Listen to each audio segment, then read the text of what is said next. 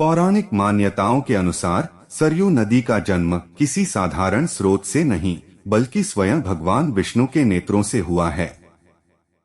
कहा जाता है कि प्राचीन काल में जब भगवान विष्णु ने आनंद के आंसू बहाए तो ब्रह्मा जी ने उन आंसुओं को मानसरोवर झील में एकत्र कर लिया। अयोध्या के आदि राजा वैवस्वत मनु ने तपस्या की और महामुनि वशिष्ठ के माध्यम से उस पवित्र जल को मानसरोवर से नीचे पृथ्वी पर लाए, क्योंकि यह जलसर झील से निकला था, इसलिए इसका नाम सरयू पड़ा। सरयू नदी को अयोध्या की पहचान माना जाता है। भगवान राम के जीवन की हर बड़ी घटना इस नदी की साक्षी रही है।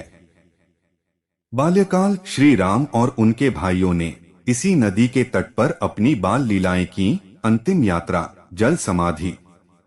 रामायण के अनुसार जब भगवान राम का पृथ्वी पर अवतार कार्य पूर्ण हुआ तो उन्होंने सरयू नदी के गुप्तार घाट पर जल समाधि लेकर पुनः विष्णु रूप धारण किया और वैकुंठ धाम प्रस्थान किया। भूगोल की दृष्टि से सरयू एक विशाल नदी तंत्र का हिस्सा है। उद्गम यह हिमालय की पहाड़ियों से निकलती है। तिब्बत के पास मानसरोवर से निकलने वाली कर्नाली नदी ही आगे चलकर सरयू कहलाती है। विभिन्न नाम उत्तराखंड और उत्तर प्रदेश के कुछ हिस्सों में इसे घाघरा के नाम से भी जाना जाता है। अयोध्या में प्रवेश करते ही यह श्रद्धापूर्वक सरयू पुकारी जाती है।